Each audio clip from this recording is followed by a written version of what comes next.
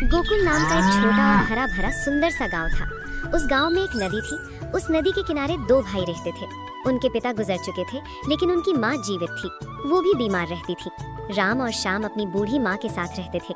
एक दिन उनकी माँ ने अपने दोनों बेटों को अपने पास बुलाकर कहा, बेटा, लगता है अब मेरे जाने का समय हो गया है। मैं तुम दोनों से एक बात कहना चाहती हूँ। हमारी जो संपत्ति है उसे तुम दोनों आपस में बराबर बराबर बांट लेना और बड़े भाई की बात हमेशा मानना तथा उनकी आज्ञा का पालन करना। माँ, ऐसा मत बोलो, आपको कुछ नहीं होगा। हम आपको अच्छे वैद्य जी के पास ले चलेंगे, आप बिल्कुल ठीक हो जाएंगी। ऐसे ही कुछ दिन बीत जाते हैं और एक दिन उनकी माँ का देहांत हो जाता है। उनके दोनों पुत्र मिलकर उनका अंतिम संस्कार कर देते हैं। उनकी माँ के मर जाने के कुछ महीने बाद दोनों भाइयों ने अपनी पसंद की लड़की से विवाह कर लिया और अपनी अपनी पत्नी के साथ खुशी खुशी रहने लगे। शादी के बाद कुछ समय तक सब ठीक चलता रहा, लेकिन धीरे धीरे राम की पत्नी के मन में लालच आने लगा। श्याम की पत्नी स्वभाव से शांत और सुशील थी। वो कम में संतोष करने वाली और सबका आदर करने वाली थी। लेकिन राम की पत्नी लालची और स्वार्थी स्वभाव की थी। उसे घर की सारी संपत्ति अपने अधिकार में चाहिए थी। सुनिए जी, आप बड़े भाई हैं, सब कुछ आपका ही होना चाहिए। क्यों बेकार में आधा हिस्सा श्याम को दें? अगर अभी बंटवारा नहीं किया तो बाद में परेशानी होगी। देखिए, श्याम तो सीधा है, उसे कुछ भी दे देंगे तो मान जाएगा। आप बस कड़ा फैसला लीजिए। राम पहले तो चुप रहा, लेकिन रोज रोज की बातों ने उसके मन में लालच भर दिया। उसे धीरे धीरे लगने लगा कि सच में सारा अधिकार उसी का होना चाहिए। राम के मन में अब लालच घर कर चुका था। एक दिन उसने श्याम को आंगन में बुलाया। सुनो श्याम, अब हमें संपत्ति का बंटवारा करना होगा। तुम्हें कोई आपत्ति है तो बताओ। नहीं भैया, मुझे कोई आपत्ति नहीं है। जैसा आप ठीक समझें, मैं आपकी बात मानूंगा। राम की पत्नी अंदर ही अंदर मुस्कुरा रही थी। बंटवारे के समय राम ने सारा अच्छा खेत, बड़ा घर और कीमती सामान अपने पास रख लिया। श्याम को कुछ भी नहीं दिया। तभी श्याम की पत्नी कहती है, भैया, हमारा हिस्सा? आपने तो हमारा हिस्सा बताया ही नहीं।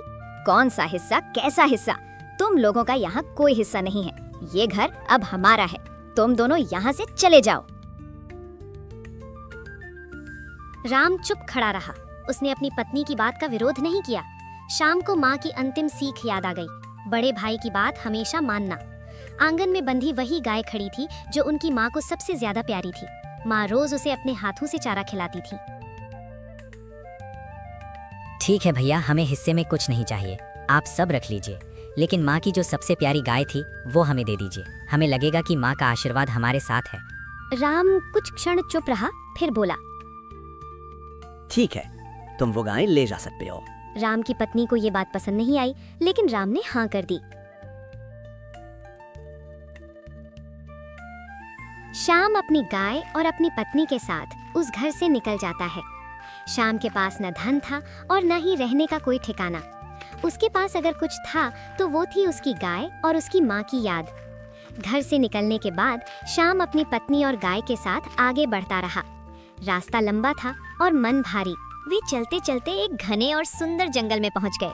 चारों ओर हरियाली थी, ऊंचे ऊंचे पेड़ थे और ठंडी हवा चल रही थी। वे दोनों बहुत थक चुके थे, इसलिए वहीं एक बड़े पेड़ के नीचे बैठकर आराम करने लगे। गाय भी पास ही शांत होकर आराम करने लगी। थोड़ी देर आराम करने के बाद दोनों को प्यास लगी।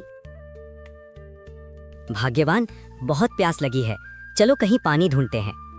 दोनों गाय को साथ लेकर पानी की तलाश में आगे बढ़े। कुछ दूर चलने के बाद उन्हें सामने एक सुंदर सा तालाब दिखाई दिया। चारों ओर हरियाली थी, पेड़ों की छाया थी और वातावरण बहुत शांत और मनमोहक था। वे लोग तालाब का साफ पानी पीकर ताज़ा महसूस करने लगे। पानी पीने के बाद श्याम ने चारों ओर देखा और मुस्कुराते हुए अपनी पत्नी से कहा, भाग्यवान, लगता है नियति हमें यहीं लेकर आई है। क्यों ना हम यहीं अपना घर बनाकर रहने लगे? हाँ, ये जगह बहुत सुंदर है। अगर आप साथ हैं तो यही हमारा नया संसार होगा।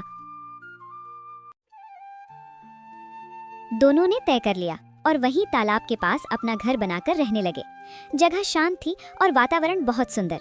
अगले ही दिन श्याम सुबह सुबह कुल्हाड़ी लेकर जंगल की ओर निकल पड़ा। भाग्यवान, मैं जंगल से लकड़ियां काटकर बेचने जा रहा हूँ। तुम घर और गाय का ध्यान रखना।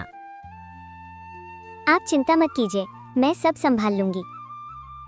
श्याम जंगल की ओर निकल पड़ा। सुबह की हल्की धूप पेड़ों के बीच से छन छन कर जमीन पर पड़ रही थी।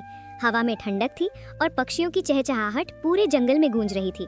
शाम दिन भर जंगल में लकड़ियां काटता और उन्हें पास के गांव में बेच आता। इसी तरह वो अपनी मेहनत से घर का गुजारा करने लगा। शाम रोज जंगल से लकड़ियां काटकर गांव में बेचता। साथ ही वो अपनी गाय का दूध निकालकर गांव-गांव जाकर बेचता था। दिन भर मेहनत करने के बाद वो शाम को घर लौट आता। अरे आप आ गए, आज का दिन कैसा रहा जी?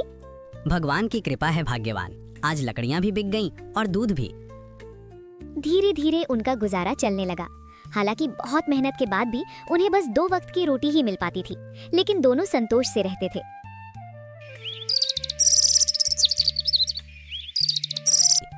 भाग्यवान, क्यों ना हम दूध से घी और मिठाइयाँ बनाकर बेचें, शायद इससे कुछ ज्यादा कमाई हो जाए।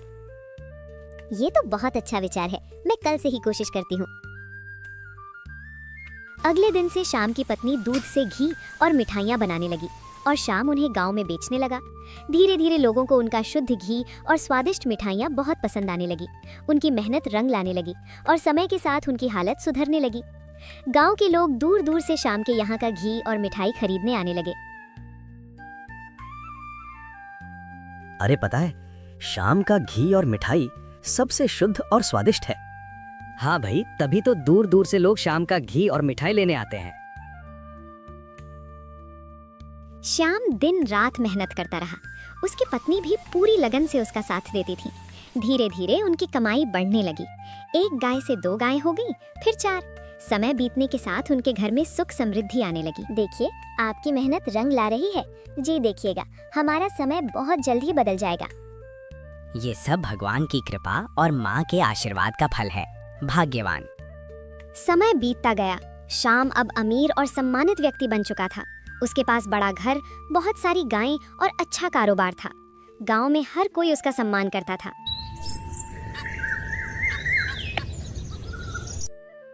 एक दिन शाम अपने आंगन में बैठा था। भाग्यवान, भगवान ने हमें बहुत कुछ दिया है, लेकिन मुझे लगता है हमें दूसरों की भी मदद करनी चाहिए। आप सही कह रहे हैं, जो हमने मेहनत से पाया है उसमें दूसरों का भी हक है। उस दिन से शाम गरीबों की मदद करने लगा। वो किसी को दूध देता, किसी को खाने के लिए अन्न देता और किसी की परेशानी में साथ खड़ा रहता। गांव के लोग उसकी और भी इज्जत करने लगे। शाम का जीवन अब पूरी तरह बदल चुका था, लेकिन उसके दिल में कभी घमंड नहीं आया। वो हमेशा अपनी माँ की सीख और पुराने दिनों को याद रखता था। घर में हमेशा सुख, शांति और खुशियाँ बनी रहती थी।